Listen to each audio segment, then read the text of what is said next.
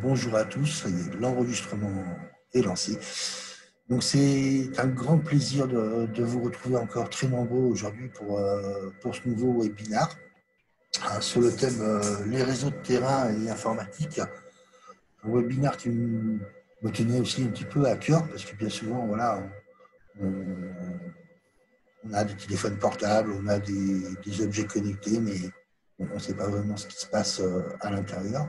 Donc j'espère qu'aujourd'hui, on aura ces réponses. Merci de nous avoir rejoints. Nous sommes très nombreux aujourd'hui. Nous sommes à 150 participants. C'est un plaisir. Alors juste, avant de donner la parole, je vais vous expliquer un petit peu le fonctionnement de la plateforme Zoom. En tant que participant, vous avez 3 petits boutons. Donc vous avez Q et R, vous avez Converser et vous avez également le bouton Lever la main. Donc Converser, ça vous ouvre un petit chat sur alors, soit une fenêtre en plus, soit en fonction de comment vous avez fait la gestion de votre affichage à côté. Et derrière, dessus, vous pouvez vous adresser à tous les conférenciers, tous les participants, à l'ensemble des personnes. Donc, voilà. Vous avez un autre bouton qui s'appelle QR. Donc QR, on va essayer pendant cette présentation de le réserver aux questions-réponses. Donc, je regarderai un petit peu toutes les questions au moment où elles tombent, est-ce qu'elles arrivent, et en fin de présentation, on essaiera d'y revenir et d'y apporter des réponses. Et enfin, nous avons un bouton qui est lever la main. Ce bouton lever la main, en fait, on verra si on peut l'utiliser ou pas en fin de webinaire aussi, où là, on pourrait avoir des questions à l'oral. Bon, alors, je vous avoue que c'est un peu difficile lorsque nous sommes très, très nombreux, comme aujourd'hui, nous sommes 160 participants.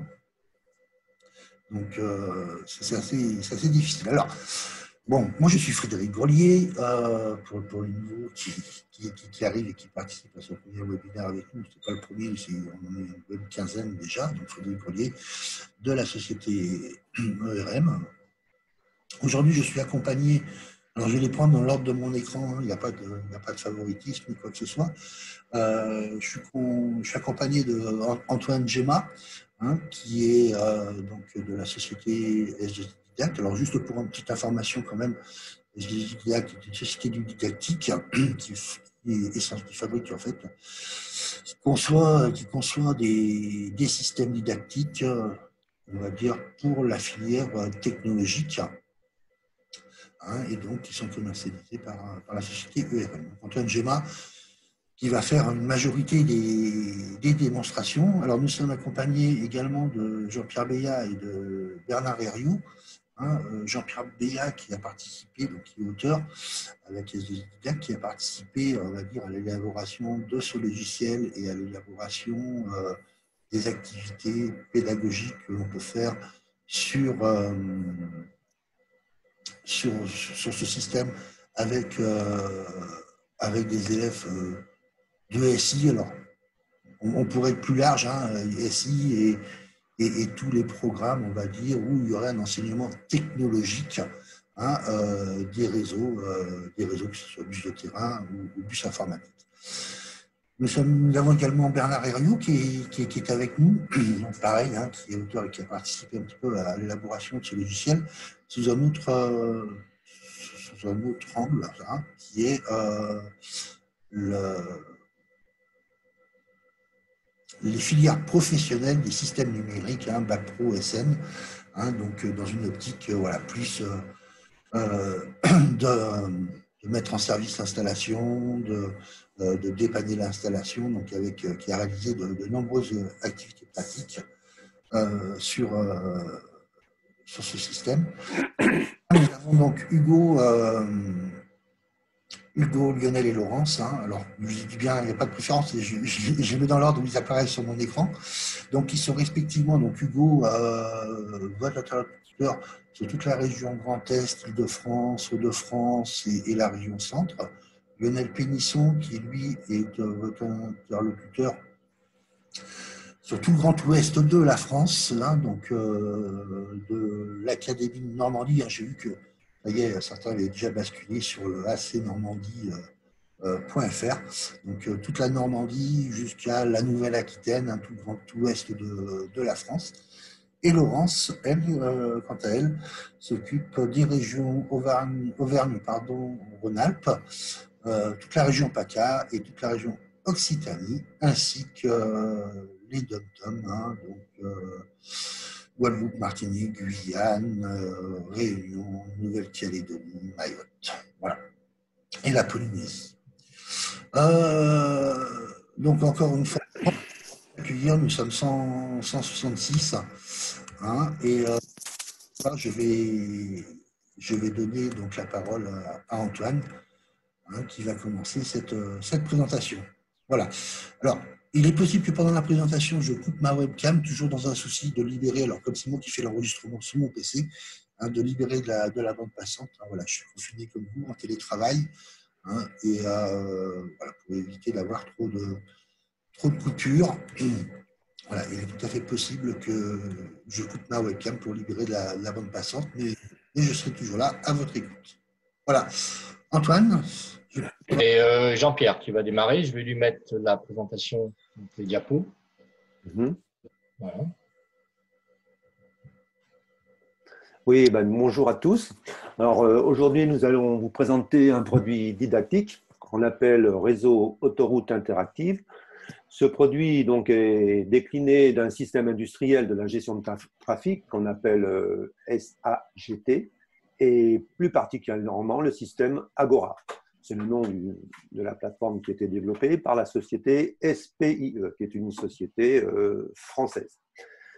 Donc, SPIE, c'est un des leaders européens, si vous voulez, indépendants des services techniques, multitechniques, dans les domaines de l'énergie, communication.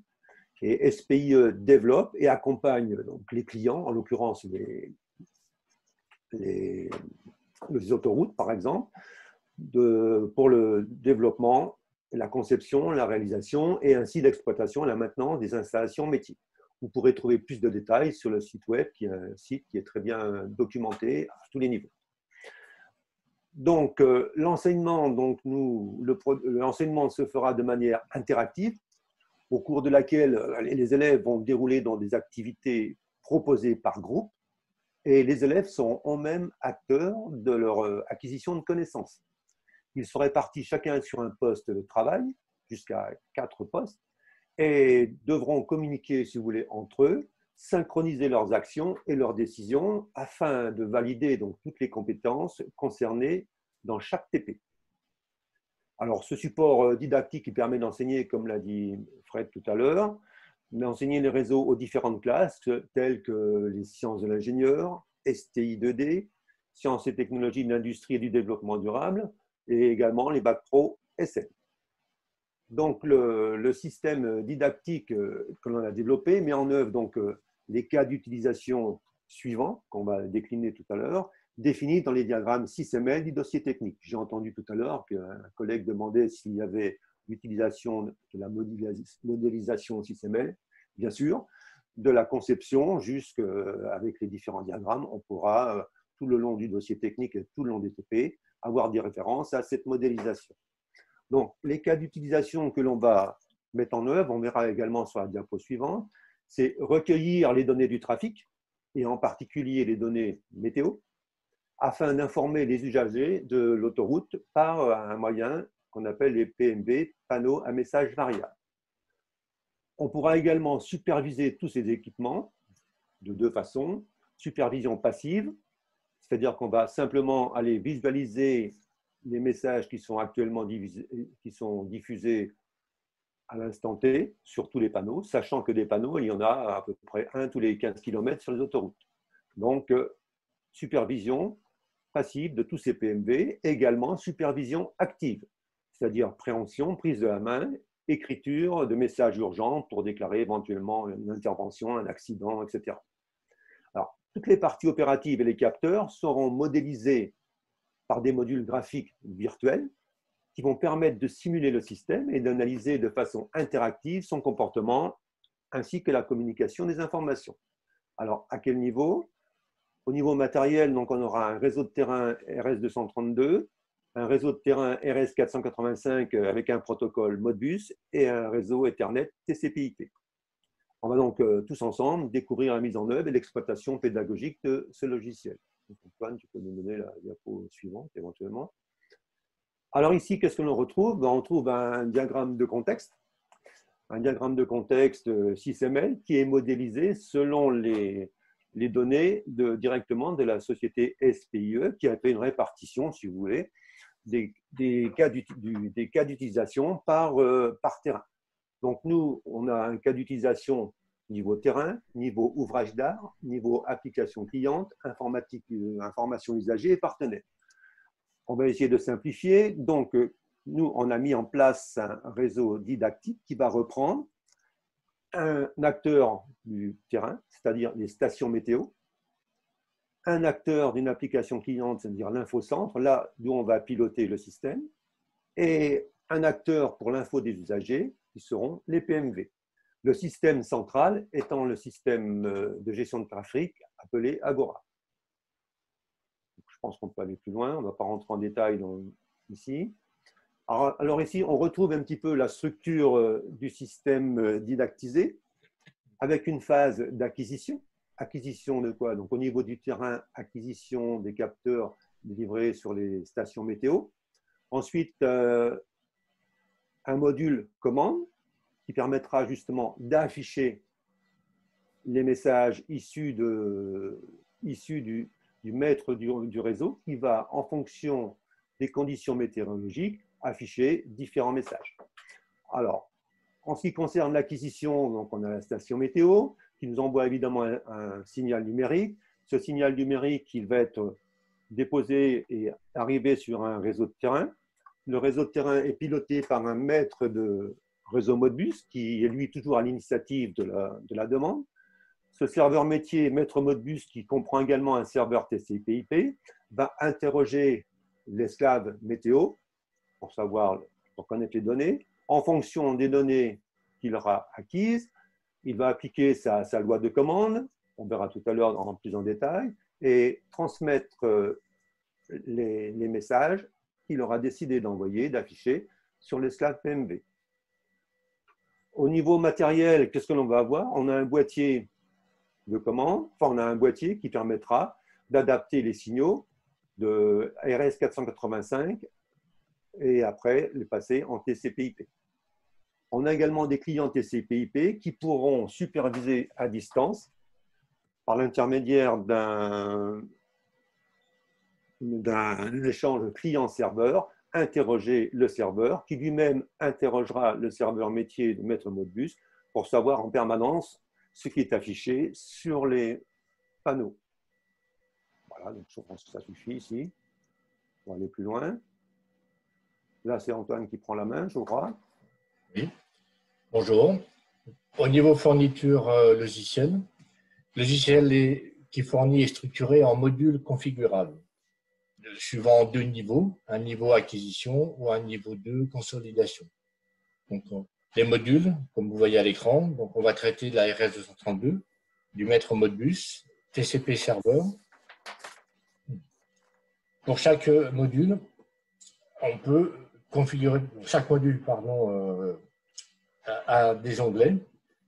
Et l'apparition et la sélection des onglets est configurable. Ça permet pour l'ETP de ne faire apparaître que les onglets relatifs au TP, proprement dit. Donc ça, c'est modifiable et c'est à souhait. Dans le logiciel, on a un mode professeur qui est accessible par mot de passe. Ça permet d'accéder à chaque onglet sans avoir à dérouler toutes les phases d'un onglet. Un élève, lui, ne pourra pas passer d'un onglet à l'autre sans avoir validé toutes les étapes. En mode professeur, ça permet comme ça de pouvoir passer d'un onglet à l'autre, hein, et après de pouvoir configurer le TP qui revient donc à sélectionner les onglets. Au niveau matériel, au niveau de la fourniture, donc pour la connexion point 1 point RS232, on a le boîtier de connexion et de points de mesure. Donc pour la partie RS232, donc ici on a donc des points de mesure qui vont permettre à un oscilloscope de faire l'acquisition du signal.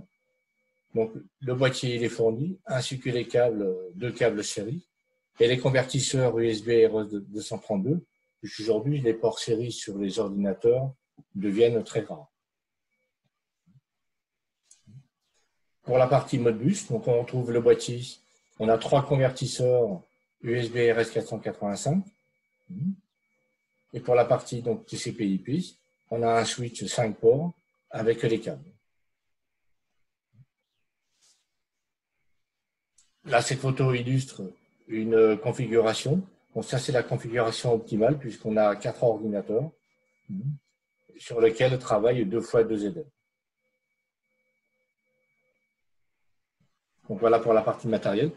Pour la partie pédagogique, donc la première exploitation, c'est Jean-Pierre va vous la présenter, c'est pour la spécialité sciences de l'ingénieur.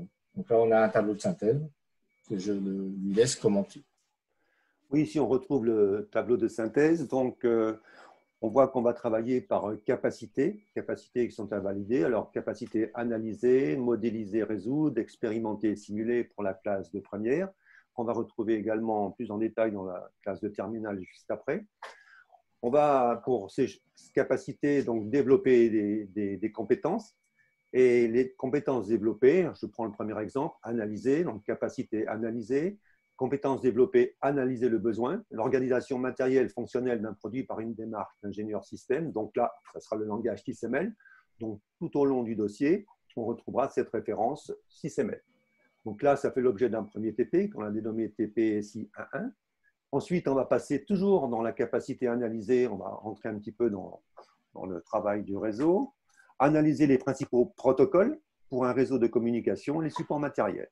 Donc ici, on travaille par niveau, on va travailler horizontalement, c'est-à-dire qu'on va, si vous voulez, analyser les protocoles pour un réseau donné. Notre réseau, nous, étant un réseau hiérarchisé, multitechnologique, si vous voulez, pour tous les systèmes, pour tous les niveaux, on va d'abord analyser tous les protocoles. Ensuite, on analysera les informations, nature et caractéristiques des signaux, ce qui fera l'objet d'un troisième TP, cette fois dans la capacité de modéliser et résoudre, etc., etc. Alors, ce qui est important à voir pour nous, c'est ce qui est inscrit en rouge, si vous voulez, les connaissances associées. Donc, je prends le deuxième TP, analyser, le TP SI 1.2, par exemple. Donc, on va analyser les protocoles, les trames, l'encapsulation des données et le support. Aussi bien pour la RS232, liaison série.RS232, donc support filaire, bus de terrain RS485, protocole Modbus. Donc, on va étudier le protocole Modbus et également le bus de terrain RS485. Ensuite, on va passer au niveau réseau Ethernet, client-serveur, protocole client-serveur TCP/IP, analyse du matériel également, et encapsulation des données, aussi bien pour les trames série, les trames Modbus, que pour les trames TCP/IP. Donc, voilà comment on va travailler pour tous les TP. Alors, vous pouvez avoir la liste ici, à chaque fois, des différents modules que l'on va développer. On reprend sur le TP SI 2.2, par exemple, oui, c'est ça. Supervision RS485 Modbus par réseau Ethernet, donc on passe en mode supervision. Paramétrage des machines maître-esclave, serveur et client. Test de communication. Analyse des captures des trames Ethernet avec Wireshark.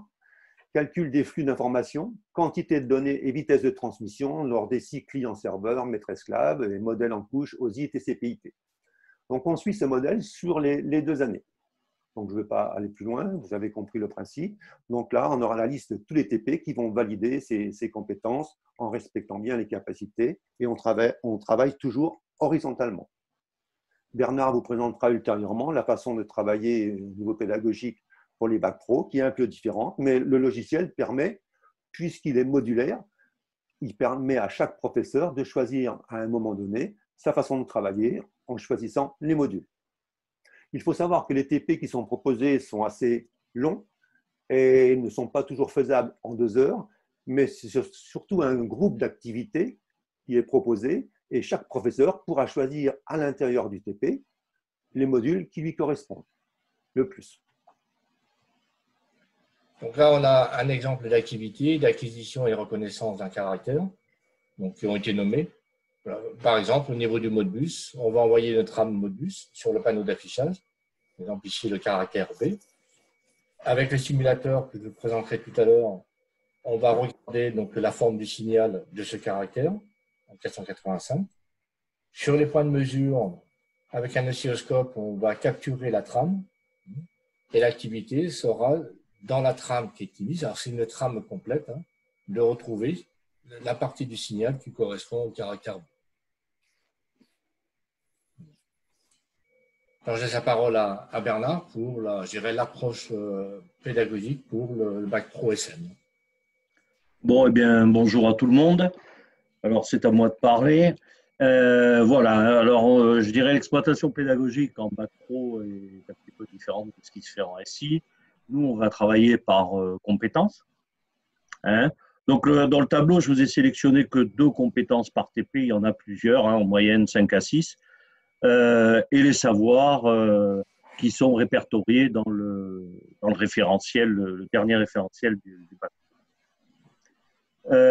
À partir de là, ce qu'il faut savoir, c'est que ces TP, avec les TP, sont fournis à la fois les fichiers de Cerise Pro, que les TP sont livrés sous format Word, donc modifiables. Chacun, je le sais par expérience, chacun adapte les TP à sa méthode de travail. Les fichiers Cerise Pro sont également fournis avec, et vous n'avez plus qu'à les inclure sous Cerise Pro et les modifier si vous avez besoin. Vous n'avez plus qu'à cocher, je dirais, l'évaluation avec vos élèves ou leur laisser faire l'évaluation par moment, ça peut être intéressant.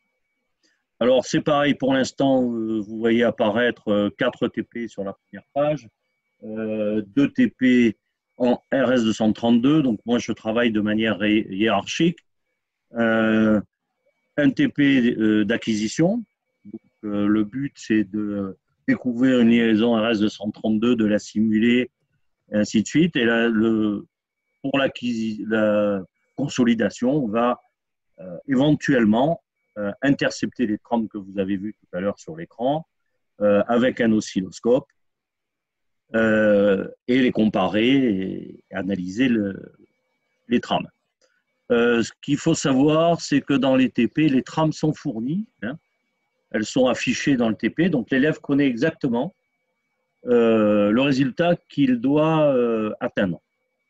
Ça permet à la fois de soulager un petit peu le professeur parce que l'élève, quand il peut travailler comme ça, plus ou moins de manière autonome, en sachant le résultat qu'il doit atteindre, il va probablement vous solliciter un peu moins, surtout si vous travaillez en TP tournant et vous avez 6 TP qui tournent. C'est délicat de se mettre dans le bain à chaque fois. Donc voilà, les TP sont conçus de manière à faire un petit peu de découverte, à ce que l'élève, le groupe d'élèves ait une certaine autonomie, ce qui vous permet à vous de venir en appoint les aider et les conseiller si ça bloque. Tout ça pour vous dire également que les TP, les trames sont également fournies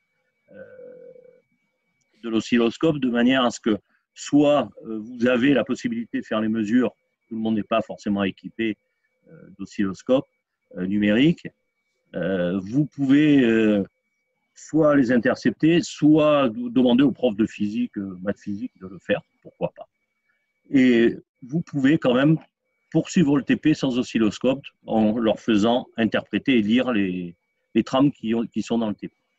Voilà, on a essayé d'ouvrir un petit peu tout ça, de manière à ce que tout le monde puisse travailler avec les moyens du bord, on dira. Donc, 3 niveaux, RS232 pour l'initiation, RS485, donc analyse de bus différentiel, faire la comparaison entre une liaison asymétrique 232 et une liaison symétrique 485, et les 2 derniers TP sont sur du TCP/IP.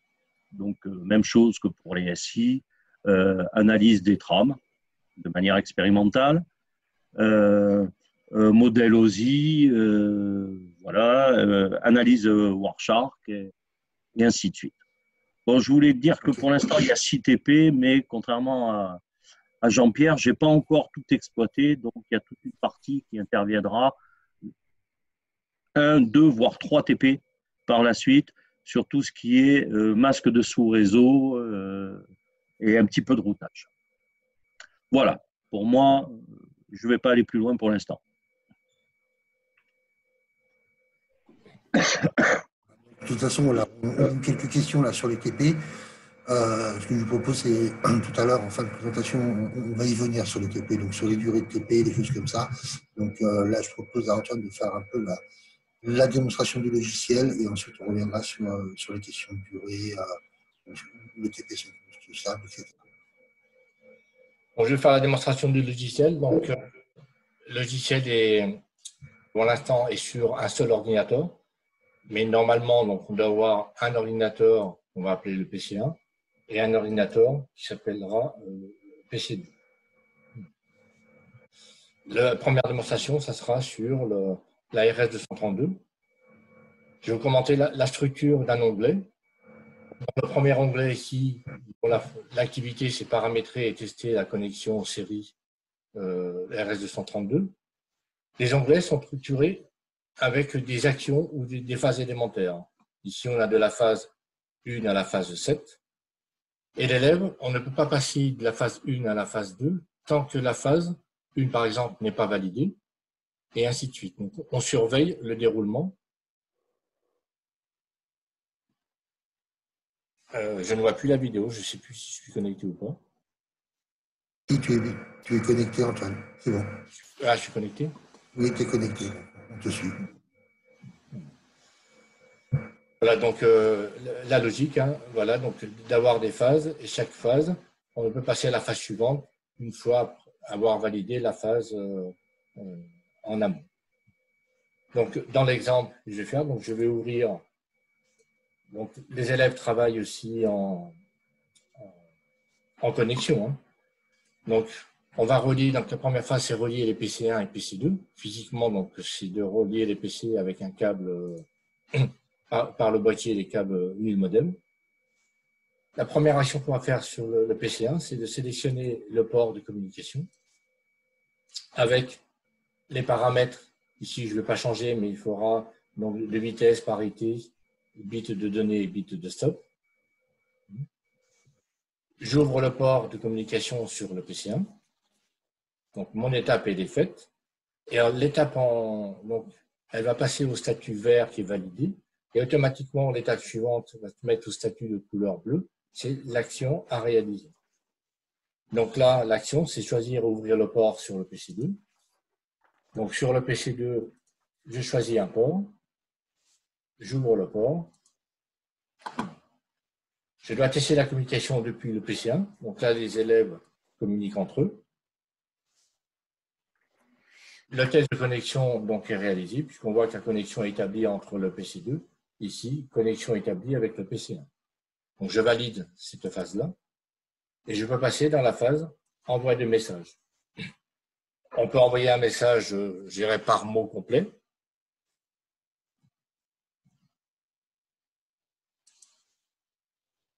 Donc, le message se trouve ici en émis et sur le PC2, on le voit bien en message reçu. De la même chose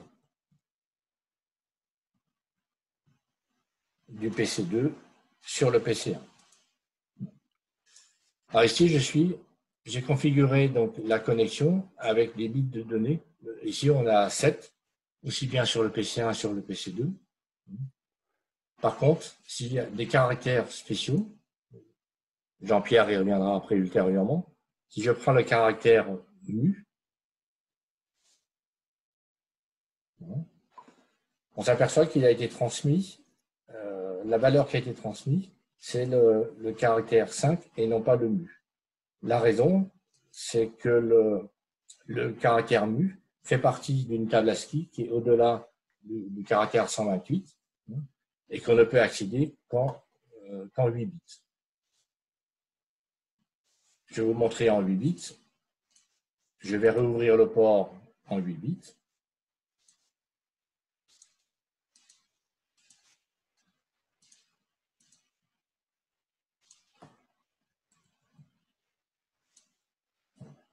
Là, on s'aperçoit bien que le caractère dit spécial, qui est dans la table au-delà de l'ASCII 128, est transmis. Alors pour étudier, je dirais, les caractères, sur quelle valeur hexadécimale ou ASCII sont transmis, on a un simulateur qui est accessible par le bouton Étudier les paramètres.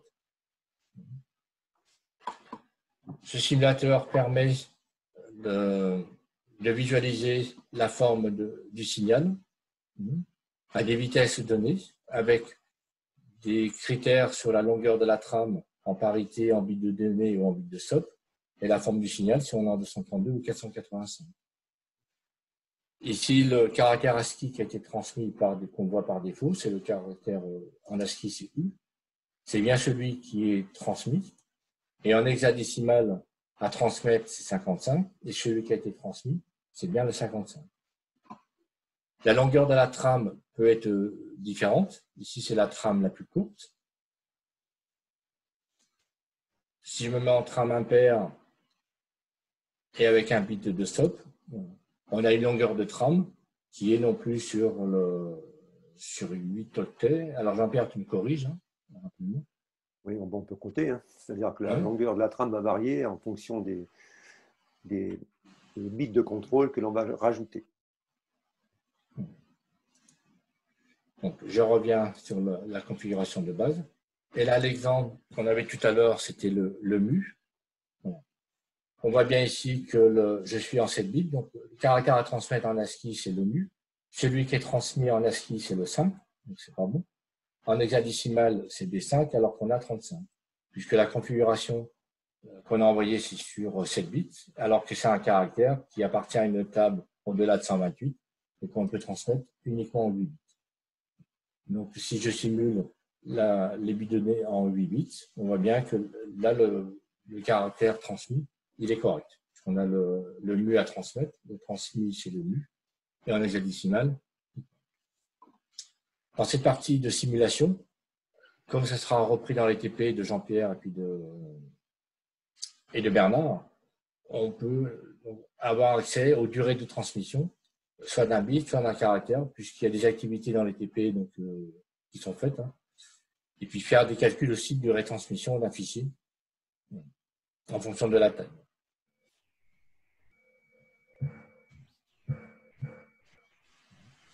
Là, au niveau du signal, donc on peut soit avoir visualisé en signal en 232 ou le même caractère sur un signal en 485. Voilà pour le simulateur qui sera utilisé très souvent dans les TP. Donc là, on a vu donc, la partie RS232.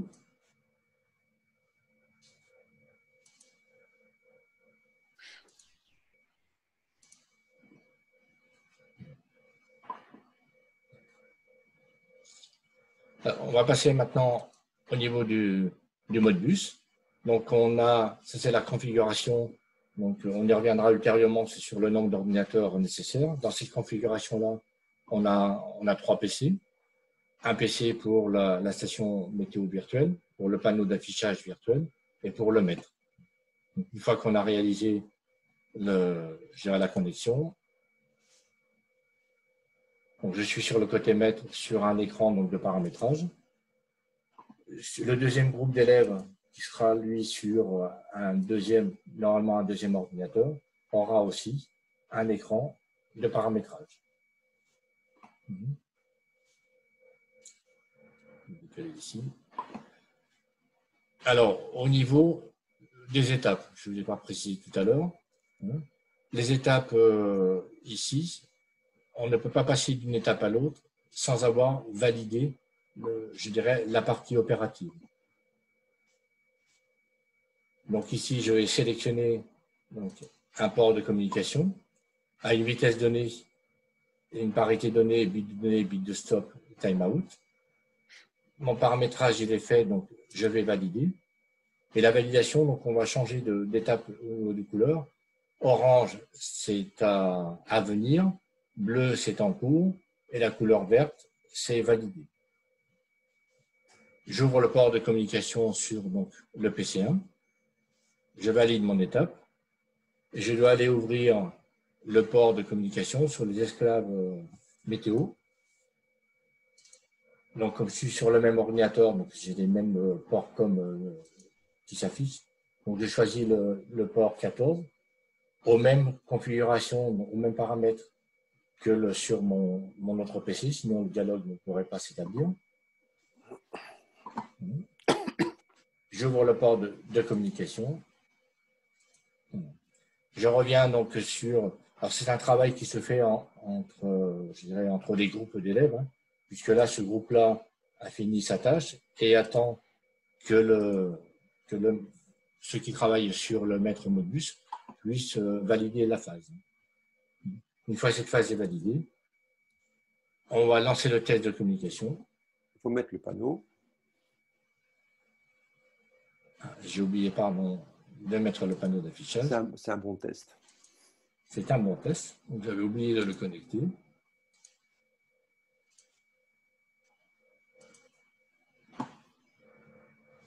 Voilà.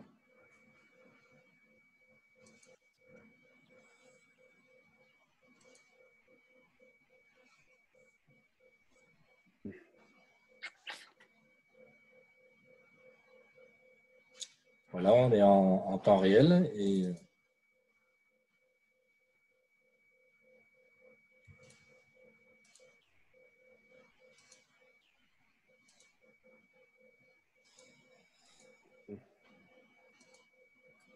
non, je ne sais pas où est passé mon panneau. Ah, il est là, pardon.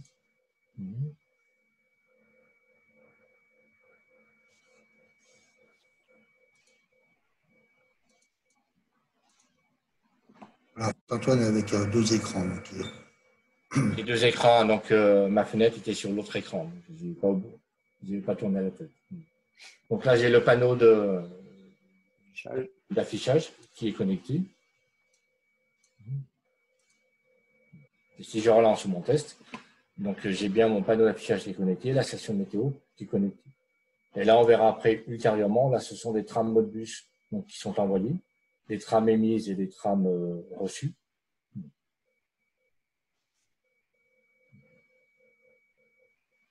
Jean-Pierre, si tu veux faire un complément d'information, tu peux. Bon, c'est très bien. C'est bon.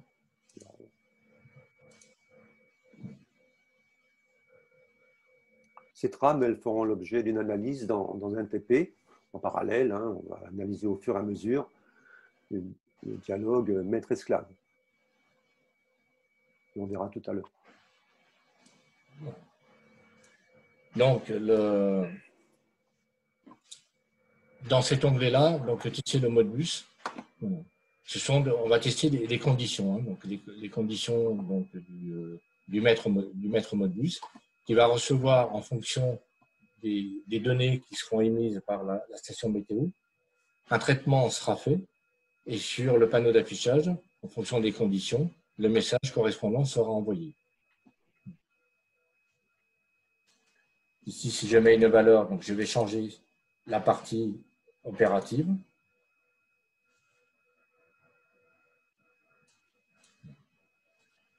Là, on a vu que comme on est donc en interrogation permanente entre le maître et puis ses esclaves, que les conditions ont évolué et que le message a évolué. Le message dépend des conditions obtenues.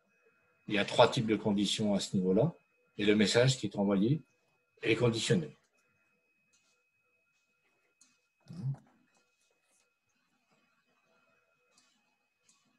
Juste un petit complément d'information, il faut toujours bien avoir en mémoire le synoptique du début, hein, où on avait la station météo, le panneau d'affichage et le maître Modbus qui communique avec ses deux esclaves.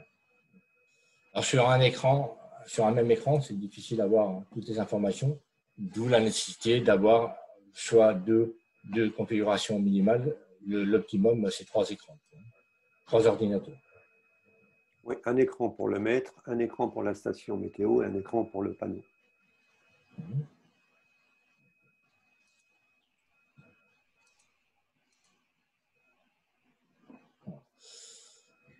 Alors, dans cet écran, je vais vous montrer que les principes, puisque c'est très long sinon je dirais, à établir. C'est finalement comment est structuré un protocole. Voilà. Alors là, moi, je suis un peu menteur, parce que je suis en mode affichage. que l'élève n'aura pas, hein, si pour éviter que je réfléchisse trop longtemps.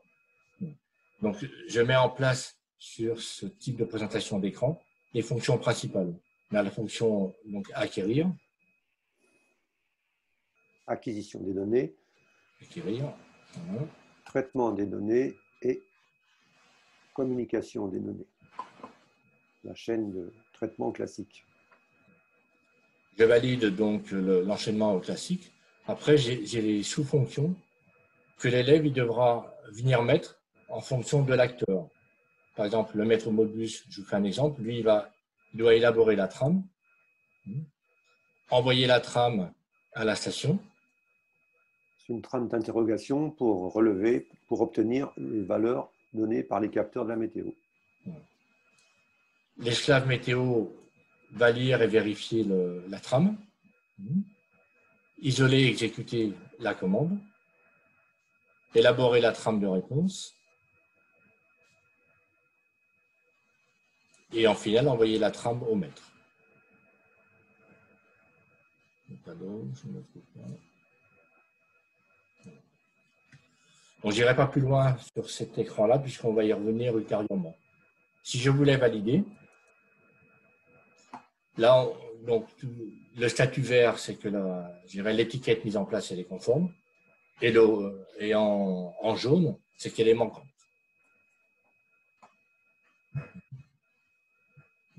On reviendra après sur ce type d'écran.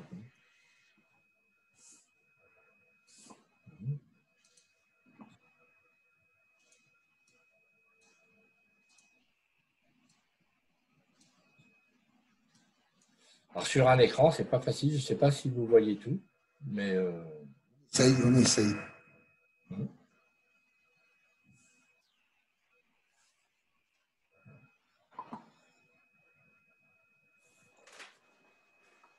Là, je suis perdu sur mon fil. Jean-Pierre, il faut que tu m'aides un peu.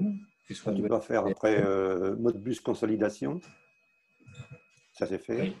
Non. Voilà. Niveau 2, consolidation.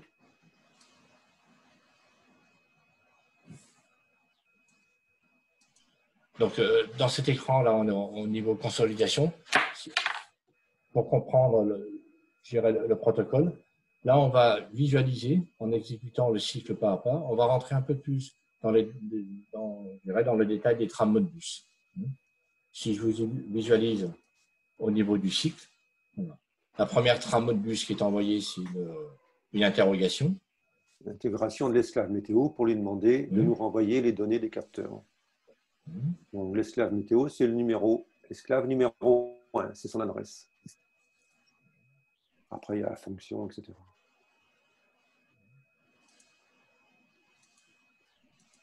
Donc là, c'est la réponse. C'est la réponse. Je modifie les valeurs. Il faut que je modifie les valeurs.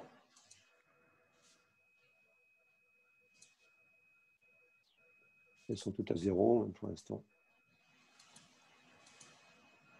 Elles ne seront récupérées qu'au cycle suivant, puisque là, on effectue un cycle question-réponse. C'est toujours le maître qui est à l'initiative du dialogue. Il interroge d'abord la station, il met en place sa réponse et il envoie sa réponse au panneau. Donc, il faut qu'on fasse un cycle complet pour voir la mise à jour maintenant des valeurs.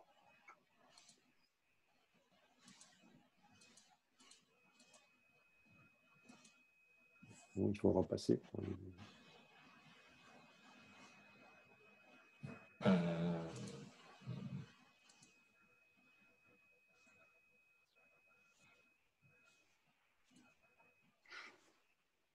Tu peux aussi mettre en automatique si tu veux aller plus vite. Là, j'ai un problème sur les valeurs. Je n'affiche pas les bonnes. Donc,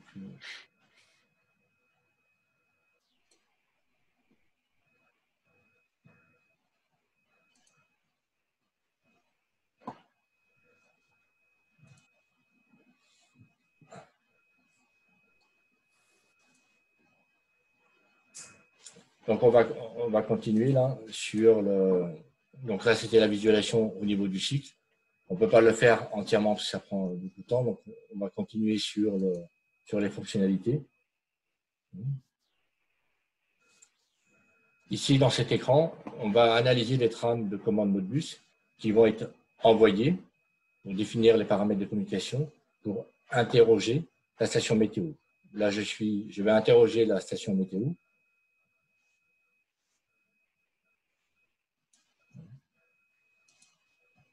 Avec les paramètres de...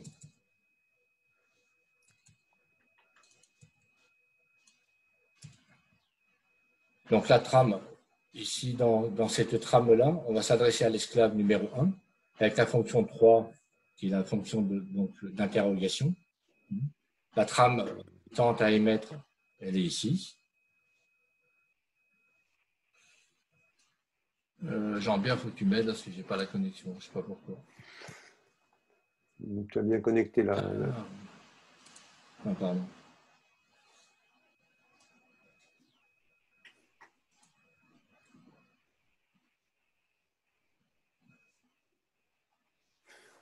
La station météo, elle n'est pas lancée là.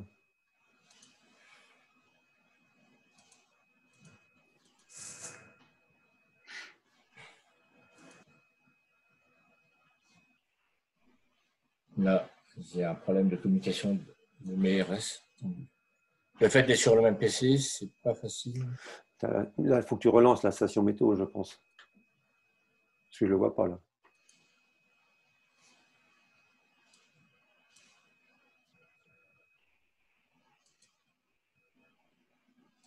On rencontre les difficultés du live. On va pas météo toujours, Antoine. Il y en a, j'arrive pas à ouvrir. J'ai un problème sur... Tu as relancé la station météo? J'étais obligé de relancer parce que j'ai perdu sur la ligne série. Là. Ça sont des inconvénients de fonctionner sur le même PC. Là. Et Oui. des fois, il y a des conflits. Normalement, on a un PC, un maître, un PC esclave. Il faut bien que tu prennes l'esclave qui correspond au niveau. Hein. Ouais, Là, tu es au niveau 1 là. On est au niveau consolidation. Voilà.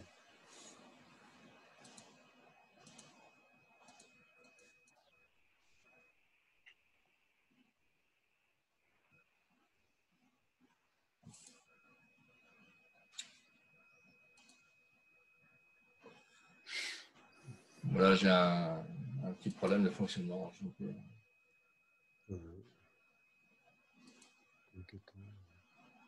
Paramétrer, tu vois, ouais. Le paramétrage, il est bon là? Ouais, 14. Ouais. Il est ouvert. Ferme le port et ouvre-le. Ouvert. Et je dis, il faut tester la commande de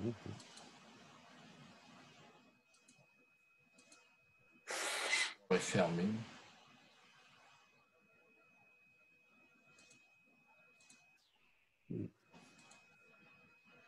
Tu as bien fait fin du TP de simulation. Hein. Oui. Ah, je comprends pourquoi. Non, c'est bon.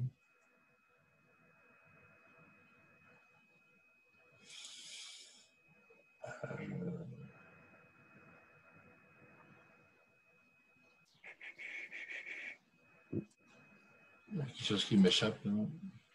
Le premier onglet, Antoine. Et relance. Voilà.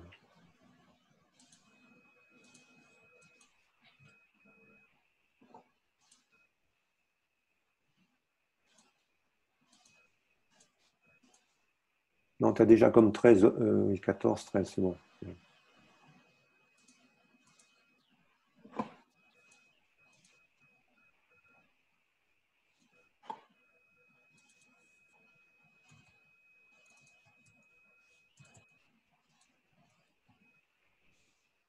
Voilà. Bon. Voilà. Modifie les valeurs sur la...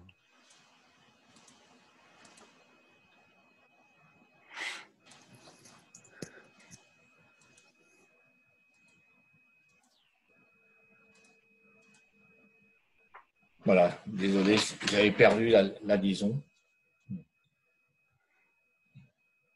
Donc Donc là, c'est la trame d'interrogation de la station météo et on renvoie la réponse reçue avec les différentes valeurs qui sont indiquées en dessous dans la fenêtre, ainsi que la trame. Si on a demandé l'affichage des 3 valeurs, si je n'en veux que 2, donc c'est ou une. Donc là, c'est une interrogation donc pour aller lire, j'irai dans la matrice, les valeurs pour la station météo. Pour le panneau d'affichage,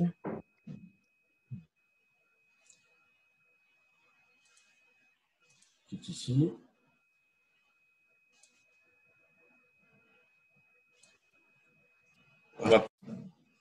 on a des fonctions donc, qui sont spécifiques au panneau d'affichage. Là, je vais demander l'effacement du panneau par la commande modbus 0C entre le poids fort, enfin, je me trompe toujours entre le poids fort et puis le poids faible.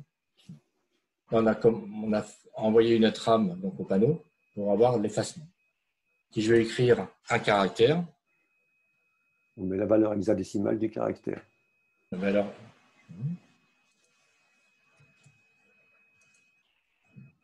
Donc là, on écrit caractère par caractère en fonction du poids fort et du poids faible.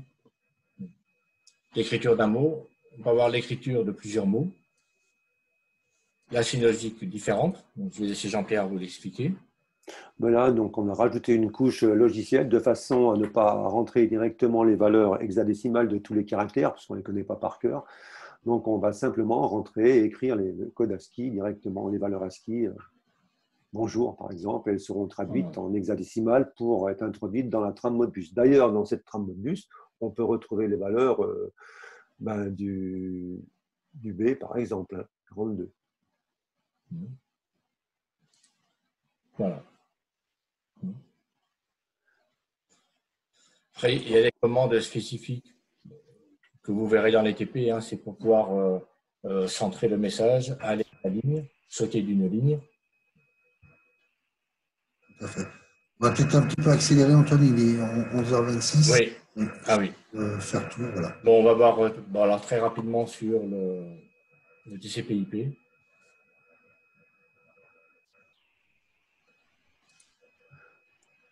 Évidemment, toutes ces manipulations sont accompagnées par les TP, hein, où on a un descriptif pas à pas de tout le travail qui doit être fait, l'exploitation, également des résultats.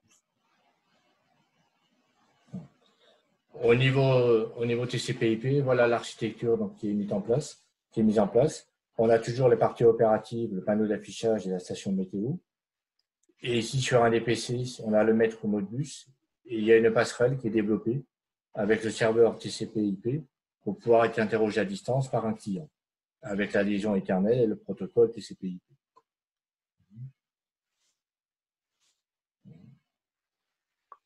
Suite TP. Suite TP. Tu peux passer en mode prof, effectivement.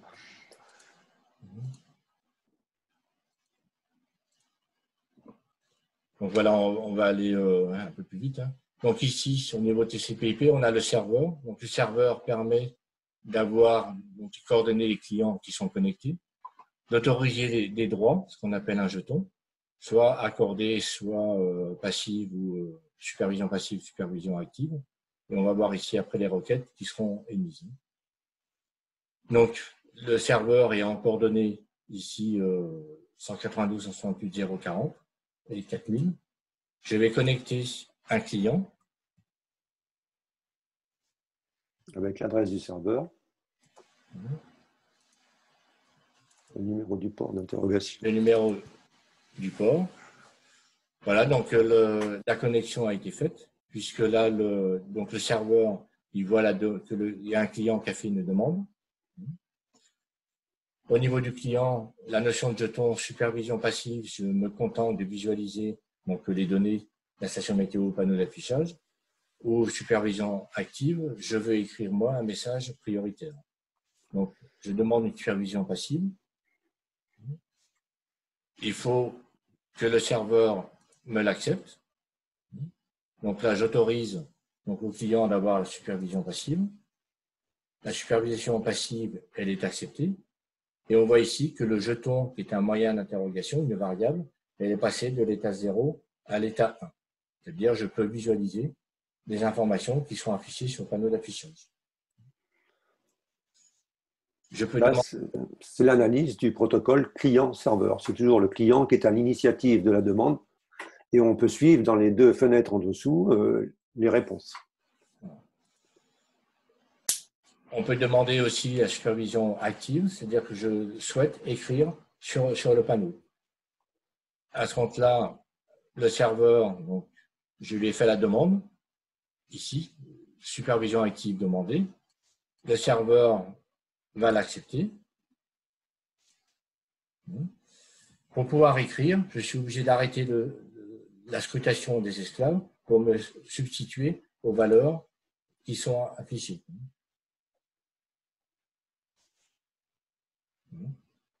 Donc, la scrutation, donc, ici, je peux écrire mon message prioritaire.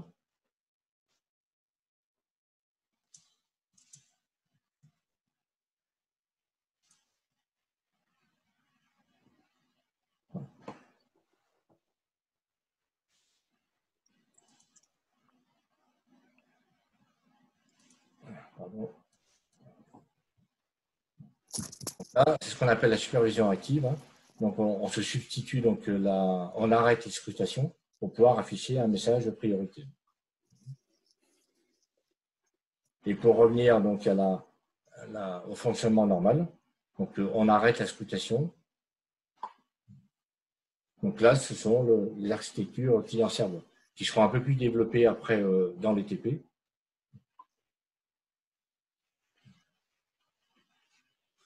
Voilà, Fred, on pourrait passer maintenant là. On n'a pas le temps, on ne peut pas en faire plus au niveau démonstration.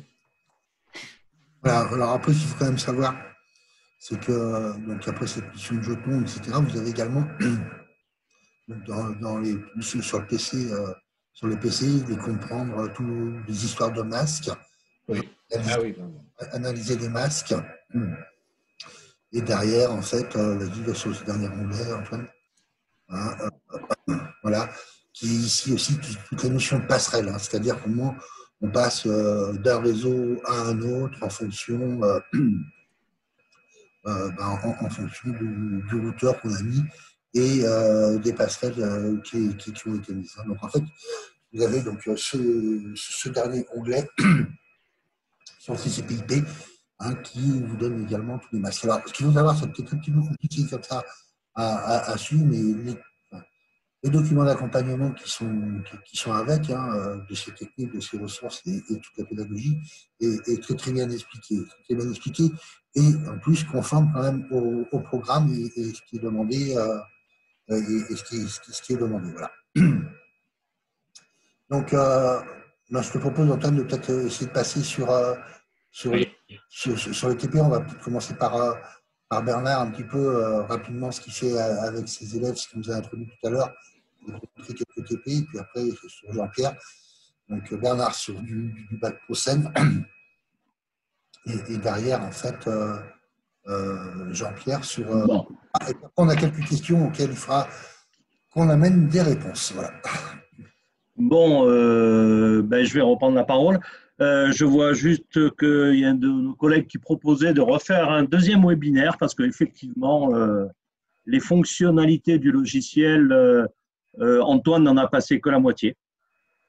Il y en a trop. Voilà. Oui, c'est quand même assez lourd, donc ça vaudrait peut-être le coup. Donc moi, je vais essayer de simplifier la chose pour dire que le logiciel n'est qu'un support pour la réalisation des activités. Ce que vous avez vu là, il vous a montré de quoi faire déjà 3 ou 4 TP de 2 heures et encore 2 heures. Moi, je veux dire, avec mes bacs pro, s'ils font en 4, c'est déjà pas mal. Ça dépend lesquels. Bon, là, je vais commencer par vous présenter le premier TP niveau 1 sur du 232. Bon, bien sûr, nous, on va analyser les bus standards industriels, les fonctions de codage, décodage, les conversions, le code ASCII. On va utiliser le simulateur. On va utiliser le simulateur pour aller découvrir une liaison 232. j'allais jusqu'à dire s'amuser un petit peu avec. Tu peux descendre, définir un petit peu comment ça fonctionne, qu'est-ce que c'est qu'un caractère, comment faire une conversion binaire hexadécimale ASCII. Voilà, analyser le temps de transfert suivant la vitesse 4800, 9600, ainsi de suite. Voilà. Ensuite, ben, écoutez, moi, ça ne me dérange pas quand il y a des petits bugs comme ça, qu'on se plante un petit peu avec le logiciel ou quoi que ce soit, parce que moi, ça me permet, comme vous le voyez là, de leur poser des petites questions type maintenance. Hein. Donc, j'ai exploité le cas où on transmet un caractère ASCII étendu. Si on le transmet sur 7 bits, ben, le caractère qu'on reçoit n'est pas celui qu'on a envoyé. Donc, l'analyse, si on fait un petit peu de maintenance, je dirais, hein, par défaut, en disant mais qu'est-ce qui se passe, qu'est-ce qui s'est passé, comment avez-vous configuré votre liaison pour que ça ne marche pas, quoi. Trouver la solution. Voilà, donc c'est un petit peu le sujet de ce premier TP avec la découverte. Ensuite, ben, tu peux passer à la consolidation, Antoine. Voilà, consolidation, on va un petit peu plus loin. Encore. On se préoccupe eh ben, des caractéristiques de la liaison. Évidemment, comme ce sont des bacs pro, moi je voudrais qu'ils puissent me faire un petit schéma de câblage d'une liaison 232. Voilà. Ensuite, vas-y, descends. Alors là, ce sont des extraits, hein, ça veut dire que vous avez 2 pages sur les 8 du TP. Hein. Donc, c'est juste une synthèse. Les profs comprennent plus vite que les élèves, donc ça va mieux. Là, on va pouvoir rentrer éventuellement, comme je vous le disais tout à l'heure, si vous avez des oscilloscopes, vous pouvez intercepter les trames ou le faire au prof de physique. Hein, vous avez plusieurs possibilités.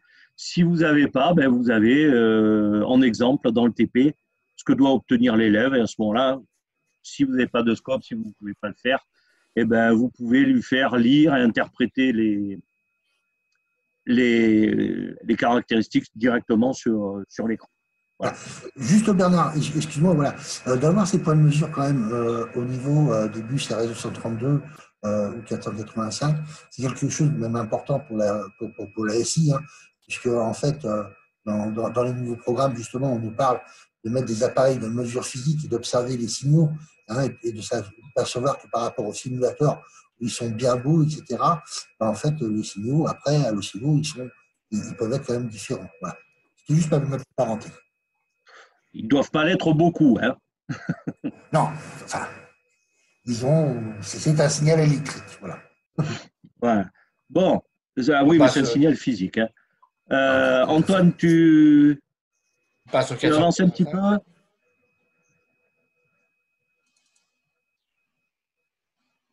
Ah oui, il m'a entendu. Bon, ensuite, ben, on va passer sur du 485 en niveau 1, donc un petit peu faire l'analyse du 485, un petit peu le même principe que pour le 232, comparaison, liaison asymétrique, symétrique. Ce qui est valable pour d'autres options que les risques, hein, parce que je parle de SN en général. Les SN ont...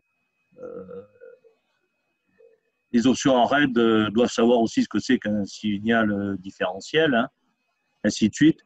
Donc, un petit peu les caractéristiques, pareil, acquisition de mesures dans le domaine du possible, sinon interprétation directement sur les courbes qui sont fournies. Ensuite, même chose, là, tu peux remonter à la première, là, Antoine. Voilà, descends un petit peu. Pareil, un petit peu de câblage pour savoir comment on câble une liaison 485, un bus 485. Voilà, descends encore un petit peu. Voilà, bon, les paramétrages de la liaison Modbus, un petit peu comme l'ont fait les SI, de la même manière. Analyse de la transmission. Vas-y, descends un peu plus bas. Et ce TP va se terminer par l'interception, l'analyse de certaines trames de base. Hein, on va commencer de base, et une petite analyse du cycle tout en bas de la page, là, du cycle maître-esclave, question-réponse. Voilà. Donc, je vais beaucoup moins loin que les SI. Hein. J'essaye de rester dans le domaine du simple, de leur donner une partie. Vous verrez, les TP sont émaillés d'exemples qui sont déjà faits. Vous voyez tout ce qui est en noir ici, ça leur est donné de manière à ce que ils aient une idée de ce qu'on attend d'eux. Hein. Voilà, pour les guider un petit peu. Comme je disais tout à l'heure, pour pas tout le temps les avoir sur votre dos à vous poser des questions, mais qu'est-ce que j'écris dans la case? Bon, ben, tu as un exemple, tu sais ce que tu dois répondre. Voilà, allez, suivant Antoine, on va aller vite, Voilà, après c'est TCP. Voilà, bon, TCP, bien sûr, on va un petit peu plus loin. Donc, comme je vous disais tout à l'heure, ben, il faut commencer par paramétrer client-serveur, faire joujou avec des adresses IP, savoir ce que c'est qu'un DHCP. Là, je leur fais faire en manuel.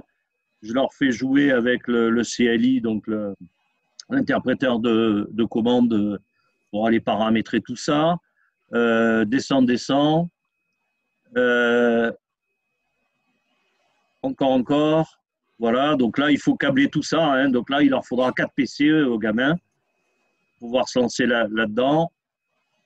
Paramétrer la liaison, alors soit directement à partir du logiciel, soit directement à partir des PC.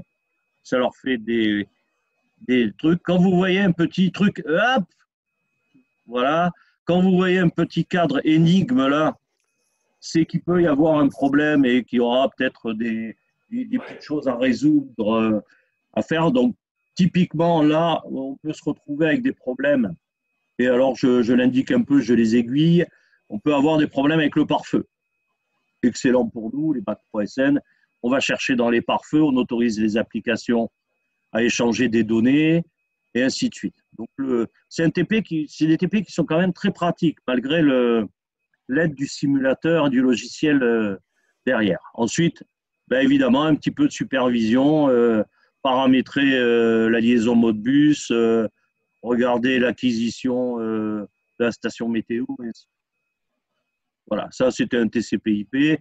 Puis après, on va un petit peu plus loin.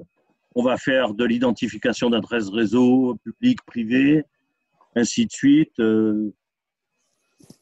Vas-y, c'est bon. Descends. Voilà, adresse privée et tout un tas de questionnements. C'est-à-dire que le questionnement est fait pour leur faire acquérir des connaissances aussi. Hein. Voilà. Pour Jean-Pierre. Bon, après, on verra les questions qu'on peut avoir. On peut développer. Il y a un collègue qui posait la question, Fred, de savoir s'il peut avoir des TP. Oui, alors, tout à fait. Tu leur donneras le lien puisqu'ils sont sur. Tout à fait. J'allais y venir aux questions-réponses. On va juste faire un petit tour sur Jean-Pierre. Et puis après, on ouvre la séance de questions-réponses. Voilà, Jean-Pierre, donc la logique en ici est différente. Donc, je vous laisse commenter sur son TP 1.2. Oui, alors là, on est toujours dans la capacité analysée, comme on l'a vu au départ. Alors, qu'est-ce qu'on fait un petit peu de pratique? On va analyser l'écran, Antoine. On va analyser donc le support matériel. Alors, par exemple, on va prendre un exemple de petite question. Vous avez 2 câbles à votre disposition. Je ne vois plus. Oui, un câble nul modem et un câble droit. Comment pouvez-vous identifier le câble nul modem?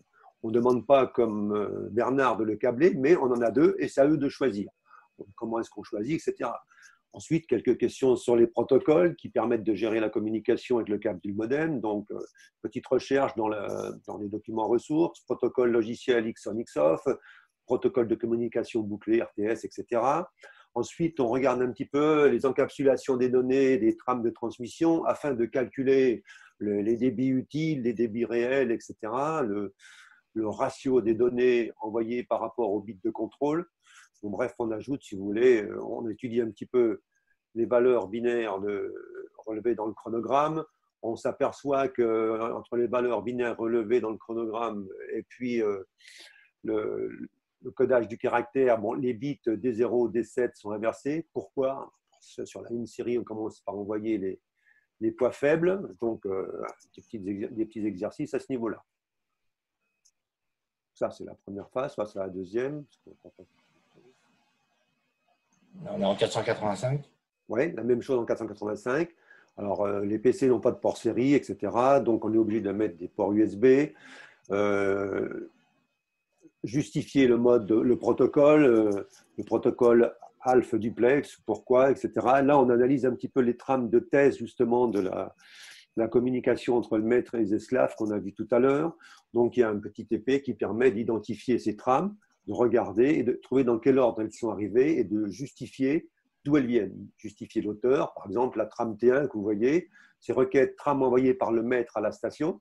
Donc, elles sont données dans l'ordre. Il faut regarder sur le logiciel dans quel ordre elles arrivent et les reconnaître, les identifier pour retrouver le protocole question-réponse. Ensuite, sur la diapo suivante, on retrouve le synoptique qu'on a vu avec Antoine tout à l'heure. Je te laisse y aller. Vas-y, descends. Donc là, on retrouve le tableau, mais l'analyse sera faite en SysML par l'intermédiaire d'un diagramme de séquence pour bien identifier temporellement quand est-ce que se passent toutes ces actions. Et on a des petites questions pour savoir quand est-ce que le message va s'afficher, s'il y a une erreur, qu'est-ce qui se passe. Donc tout ça, c'est également l'analyse SysML. On va peut-être voir un petit peu en bas. Je ne sais pas si on a mis la diapo correspondante. Après, on passe au client-serveur. Donc là, toujours pareil, analyse du matériel. Donc, vous avez une petite question là-dessus. C'est passé. Laisse plus haut. Configuration des cartes, analyse de la configuration des cartes, trouver l'adresse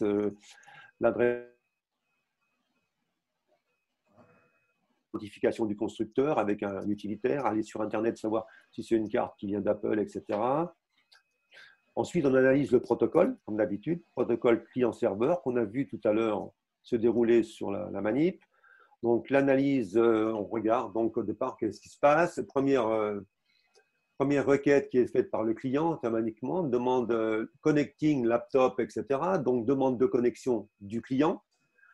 À ce moment-là, le serveur va répondre OK, connected TCJP. Ensuite, on voit que le client demande une supervision passive, jeton égale 0. Vous voyez qu'il la demande sans arrêt, toutes les secondes à peu près. On demande jeton 0, jeton 0, jeton 0. Et ça, c'est important. On a posé une petite question. C'est dans le principe du client-serveur. C'est toujours le client qui doit poser la question et le serveur répond. Donc, la première fois, s'il n'a pas répondu, il faut lui reposer à nouveau la question. Il ne mémorise pas la question. Donc, c'est pour ça qu'on a plusieurs phases et le jeton numéro 1 est accordé. Donc, à partir de là, on voit une requête, @pantext, etc., etc. GetPantext, getVal, c'est des requêtes qui sont faites au serveur pour qu'il envoie les données qui sont affichées sur la station météo et qui sont affichées sur le panneau. À partir de là, on va compléter le tableau des trames échangées et on va essayer d'analyser au fur et à mesure à quoi ça correspond. Alors, vous avez un tableau, un petit peu comme a dit Bernard, avec des choses qui sont déjà en noir, qui sont déjà faites, et ensuite, action sur l'IHM du serveur, affichage coordonnées du client, le jeton n'a pas été demandé, état du jeton non accordé, etc., etc. Donc, on reprend les étapes une par une en les mettant dans un tableau, et tout ça, ça va sortir sur un diagramme de séquence. Bon, Fred, il y a beaucoup de questions aussi. Voilà, non, mais on va passer, voilà. On va passer un petit peu aux questions. Donc, alors en fait, on a une première question. Alors, on a une question qui est revenue plusieurs fois sur le chat et sur les questions-réponses sur la durée des TP. Donc, on a eu un peu la réponse au fil du webinaire. Hein, c'est à peu près 2 heures. Mais alors après, ça dépend de l'autonomie des élèves ou pas. Hein. Sachez que vous avez quand même tous les fichiers Word et qu'un TP, vous pouvez le programmer sur une séquence et par exemple faire 2 séances avec lui. A priori, donc c'est 2 heures. Hein. Vous me confirme, Bernard, ton côté Oui, alors, par exemple, moi, pour avoir fait les 4 premiers TP avec mes élèves, les 232 arrivent à passer en 2 heures. Le 485, ben, ça met souvent un petit peu plus, ça déborde un peu. Hein. Ça dépend des élèves. Tu as les bons et puis ceux ils sont là un petit peu pour regarder comment ça se passe tranquillement. Donc, ça peut être un peu plus long. Mais a priori, on les a calés pour faire 2 à 3 heures. Alors, je voudrais quand même dire que suivant les TCP vont souvent prendre un petit peu plus de temps parce que déjà, tous les documents ressources, on ne l'a pas dit, mais tous les TP sont accompagnés de documents en ressources dans lesquels ils vont chercher les réponses aux questions qu'on leur pose pour l'acquisition de savoir. Et en TCP, quand on étudie un petit peu les 4 couches, on regarde les 4 couches du modèle OSI, qu'on intercepte des trames Ethernet et tout ça, souvent ils y mettent certainement un petit peu plus de temps. Je vais vérifier ça après le déconfinement. Voilà, donc on avait également une question sur le coût du système, hein, c'est 3 000 euros, autour de 3 000 euros TTC, me semble-t-il. 3100, ouais, je sais pas trop, voilà. Bon. Juste une petite chose. Alors après, tu peux peut-être revenir sur ton diapo d'origine, Antoine. Parce qu'on dit un kit est utilisé pour 4 ordinateurs. Donc en fait, ça va dépendre de l'activité. Hein. On avait préparé avec Antoine cette diapo. Vas-y, tu peux descendre encore, Antoine. Voilà. Celle-là? Ouais, on va la mettre en plein écran, s'il te plaît. Voilà. Donc en fait, on préconise, on préconise jusqu'à 4 PC. Alors en fait, quand vous êtes en 232, en fait, une connexion point-point, donc on va dire sur 2 PC, 2 PC où on peut mettre un seul élève, on peut travailler avec 2 élèves. Hein. Sur le mode bus, ce qui est sympathique, c'est quand même d'avoir 3 PC, hein, c'est ce qu'on conseille. Hein, c'est le maître mode bus, l'esclave mode bus qui est la station météo, et un autre qui est le panneau d'affichage. Et en TCP/IP, également, donc, une configuration de 3 voire 4 PC, hein, c'est-à-dire le client TCP, le serveur TCP et les deux esclaves. Juste pour information, le logiciel est en licence établissement, c'est-à-dire que vous pouvez l'installer sur tous vos ordinateurs de la salle. Vous avez juste à rajouter, donc ça, Laurence Hugo et Lionel sont aussi là pour ça. Vous pouvez peut-être même nous afficher leurs coordonnées, Antoine, s'il te plaît. C'est-à-dire le numéro 14. Vous pouvez, et si tu pouvais la mettre en grand affichage, ça serait génial. Notre présentation. Tu vois là? Oui, bon, voilà. Donc, vous pouvez, donc, si vous voulez, donc, le logiciel est en licence établissement. Donc, derrière, par exemple, si vous voulez faire travailler tous les élèves ensemble, en fin de compte, vous avez juste à réacquérir le boîtier, donc la partie matérielle et non pas la partie logicielle du système. Hein, donc là, je réponds à la question, un kit est utilisé pour 4 ordinateurs. Donc, ça dépend donc de la... Pardon. Ça dépend, 162, 485 ou TCP/IP. Voilà, donc je pense que j'ai répondu à la question. Tout à l'heure, là, quand on avait le petit bug, on a une question et c'était sympa. Pouvez-vous nous expliquer la résolution du problème? Hein, donc, de ce qu'on a vu, a priori, c'est que, alors, Antoine, pour des questions de présentation, a travaillé sur le même ordinateur. En principe, ce qu'il faut bien se dire, c'est qu'on est sur plusieurs ordinateurs. C'est pour ça qu'il ouvre des ports de communication du même ordinateur en 13, en 14 et en 4. Si on était, et donc il avait un problème de connexion sur un PC, donc sur le premier PC, hein, ou le port de communication. Donc en fait, il a réinitialisé la communication. Donc voilà, je pense que ça répond aussi à la question qui a été posée. Voilà, donc combien coûte le système? J'y ai répondu. Ensuite. Alors, j'essaie de les hiérarchiser un petit peu vos questions.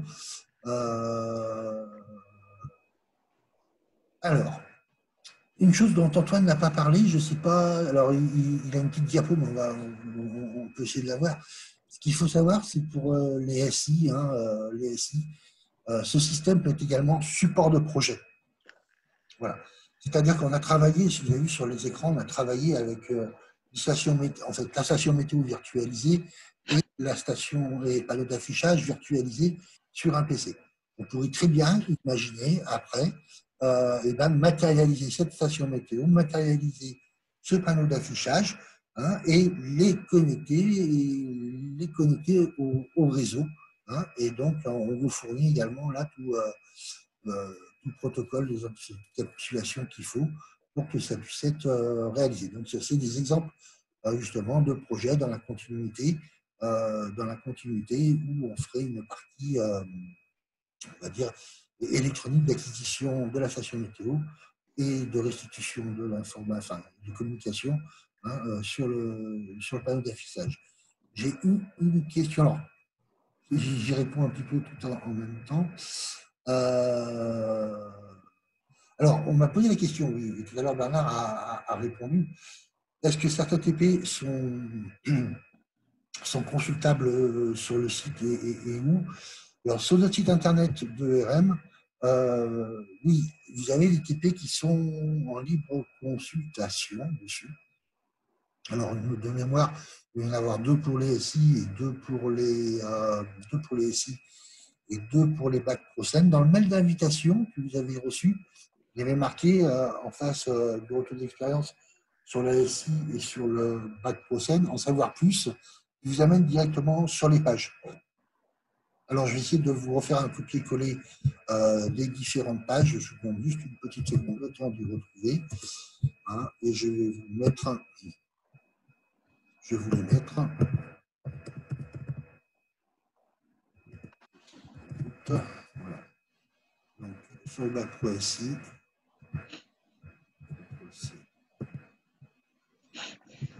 Voilà, je vous l'écris sur le chat. Donc, le premier que je viens de vous mettre, c'est sur le bac Pro SI. Vous avez 2 exemples, un TCP, un exemple Modbus et un exemple client-serveur. Vous avez également un extrait du dossier technique. Et sur le bac ProScène,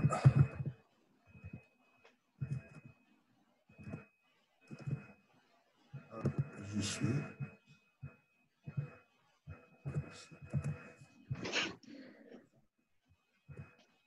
Voilà. Voici. Donc là, vous avez les 2 liens.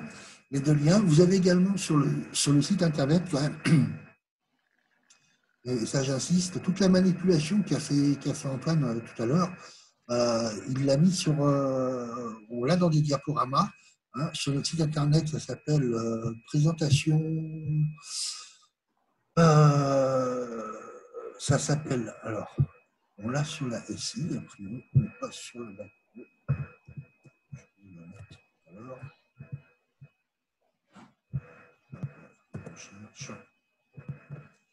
Voilà, vous avez un point zip qui est présentation du réseau autoroutier interactif, où là, vous avez le détail écran après écran, connexion après connexion, de tout ce qui se passe. Et vous verrez, vous avez sur la même diapo, en fait, le PC1, le PC2 et les échanges qui sont faits entre les deux en présentation. Ensuite, on disait, est-ce qu'il y a des TP pour les bacs pro MELEC? Alors, aujourd'hui, on n'en a pas réellement fait, mais c'est. Je parle sous le contrôle de Bernard. Il pourrait y avoir quand même une partie assez commune, MELEC et SN, en termes de découverte de réseau. Je crois, là, bon, je ne suis pas un expert en MELEC, mais je pense que la personne, le collègue qui a posé la question, qu'il aille jeter un œil sur les TP que j'ai fait pour les SN pour savoir si ça leur convient. Moi, je pense que oui, quand tu parles d'une liaison RS-232, a priori, il n'y a pas de spécificité MELEC SN, c'est une liaison 485, donc ils peuvent, à mon avis, très bien l'exploiter. Comme je pensais d'ailleurs que pour les SI, je pense que certains BTS pourraient très bien s'y frotter aussi. Voilà, tout à fait. De certains BTS et pourquoi pas également à la suite de la SI ou du SI2D sur de la classe prépa aujourd'hui, C'est une partie qu'on voit, je crois, un petit peu dans certaines filières, la PT, où on l'introduit sur la PSSI. Je pense que s'il y avait une réforme, je pense que cette analyse des réseaux, voilà, ce qu'il faut savoir, c'est qu'on communique. Hein, on a plein de choses qui communiquent, mais il n'y a rien qui est magique. Hein. Il y a des ouvertures de ports, il y a des accueils, il y a des trames, il y a de l'encapsulation qui passe. Hein, et c'est peut-être un peu important de l'appréhender avec les élèves. J'ai eu une autre question qui était assez intéressante. Et là, Jean-Pierre, tu vas peut-être m'aider. On parle du RS-232, on parle de donc RS-232 qui est en principe une liaison courte durée, excusez-moi, courte portée. 485, on monte à 1,2 km. Sur le réseau autoroutier réel, c'est bien plus nombreux. Alors, Jean-Pierre, je crois que vous l'avez évoqué, hein, sur le véritable réseau, il y a des répéteurs et il y a des stations un peu partout, non? Oui, bien sûr, il y a des postes locaux et ensuite il y a des répéteurs et il y a la fibre partout, quoi. Donc par TCP/IP, etc., on communique à des grandes distances, quoi. Mais il y a une surveillance locale de petits réseaux qui se font sous Ethernet. Donc voilà. Alors, après, nous, on n'est pas allé dans cette caractéristique là au niveau des activités, hein, sur l'emploi en fonction des distances. Mais c'est vrai que c'est vrai, voilà. J'ai une question, je suis Mélec.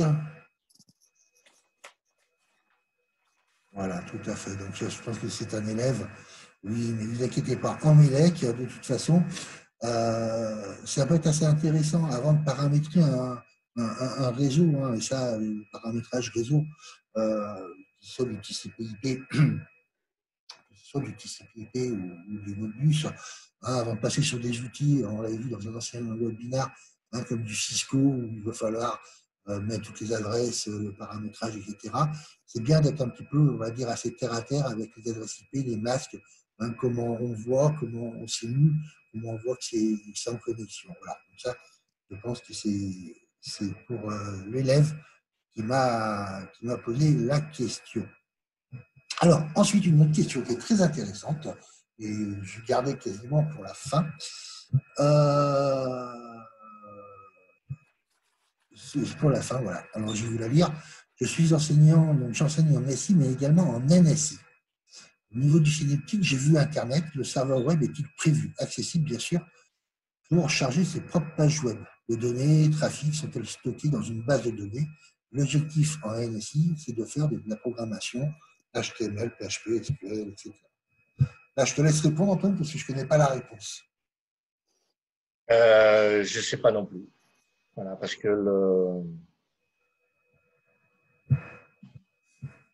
non, c'est sûr qu'aujourd'hui, ça ne le prévoit, on ne peut pas le faire. Avec la version actuelle logicielle, ça nécessite une extension des fonctionnalités. Il faudrait qu'on ait un serveur HTTP qui soit implémenté. Oui. C'est tout. Voilà. Donc, il faudrait ajouter un serveur HTTP. Voilà, un serveur type Apache, etc. Et puis on peut récupérer les données, comme on l'a fait il y a un certain temps. Voilà. Donc voilà, je crois que j'ai fait le tour des questions. Voilà, on me dit oui, mais on est dans la domotique, c'est donc normal. En fait, oui, de toute façon, là je m'adresse un petit peu aux élèves, hein, que vous soyez sur du SN ou que vous soyez sur du MELEC, vous avez des objets connectés avec fil, sans fil, avec des bus de terrain ou des bus informatiques, hein, et c'est des notions quand même qu'il faut vraiment comprendre et manipuler. Je ne sais pas, d'autres questions? Antoine, tu veux rajouter des choses? Jean-Pierre, Bernard? Moi, j'aimerais poser une question. Bernard, elle n'a pas paru.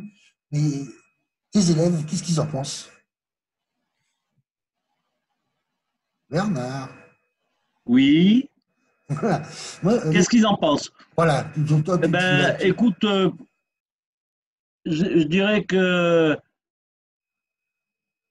ça les a plus ou moins amusés. C'est assez marrant parce que quand tu leur imposes quelque chose, Là, effectivement, ils naviguent sur les onglets, mais ils sont un petit peu enquiquinés parce qu'ils se rendent compte que tant qu'ils n'ont pas résolu la question, le paramétrage, ils vont pas plus loin. Donc, ils sont effectivement, ils sont obligés de chercher à résoudre le problème, à faire un bon paramétrage pour pouvoir prendre la suite. Je pense que ce qui les intéresse aussi, c'est que quand je les vois faire, quand je fais une partie synthèse ou un lancement de séquence ou quoi, au bout d'un quart d'heure, j'ai quasiment perdu tout le monde. Hein. Ils jouent plutôt sur leur téléphone portable que ce qu'ils t'écoutent. Or là, les TP, le questionnement, les ressources font que c'est eux qui cherchent. Et l'avantage, c'est qu'ils ne te cherchent qu'à un moment où ils bloquent.